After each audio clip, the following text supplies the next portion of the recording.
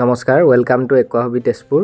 এয়া আপোনালোকে মোৰ সন্মুখত দেখা পাইছে মোৰ ঘৰত ৰখা টাৰ্টেল পেয়াৰটো দেখিছে। ইহঁতক মই এটা নেচাৰেলি ছেটআপ বনাই দিছোঁ। এইটো সাইডে বাস্কিং কৰে আৰু এয়া পানী আছে লগতে। পানীৰ পৰা সিহঁতে নিজে তালে উঠি যায়। দিনটো ৰ'দ শ্বট লৈ আকৌ নিজৰ মতে আহি থাকে, খেলা কৰি থাকে সিহঁতে তাতে। প্ৰথমে মই সিহঁতক ভিতৰত ৰাখিছিলোঁ একুৰিয়ামত। 10 টকীয়া কইনছটো সমান সাইজতে আনা, মোৰ ঘৰত আজি 3.5 বছৰমান হৈ গৈছে। লাহে লাহে সিহঁত গ্ৰ' হৈছে, এইটো দেখা পাইছে। এফালেদি আপোনালোকৰ সিহঁতৰ পানীৰ পৰা উঠি যাবলৈ এটা জেগা বনাই দিছোঁ, উঠি যায়। মই কমপ্লিট দেখাইছোঁ আপোনাক। এইটো এটা কুহিলাৰ দুটা বাকচ মিলাই লৈ মই চিমেণ্ট লেপি নিজে বনাই দিছোঁ। আগতে ইয়াতকৈ সৰু ছেটআপ এটাত আছিলে, বাহিৰতে ৰাখিছোঁ। মই ইয়াত কোনো ধৰণৰ ফিল্টাৰ বা ধৰক হিটাৰ ইউজ কৰা নাই।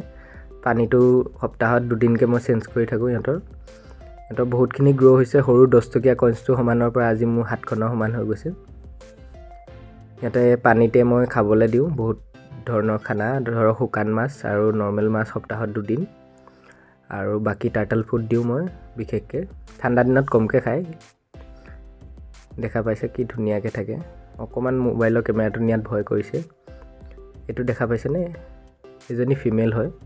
ফিমেলজনী সাধাৰণতে অকণমান ডাঙৰ হয় মেলতকৈ। আৰু এইফালে এইটো মেলটো চাওক, সৰুতে আনা প্ৰায় মোৰ হাতখনৰ সমান হৈ গৈছে।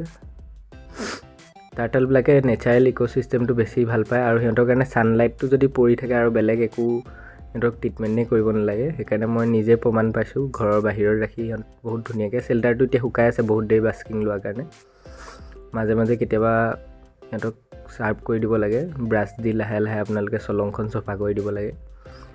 কেতিয়াবা দেখা পাইছে কি ধুনীয়াকৈ আছে, খেলি আছে সিহঁত দুটাই। Thank you. যদি ভিডিঅ'টো ভাল লাগিছে লাইক, শ্বেয়াৰ আৰু কমেণ্ট কৰিব, আৰু মোৰ চেনেলটো ছাবস্ক্ৰাইব কৰি দিব। Thank you so' much.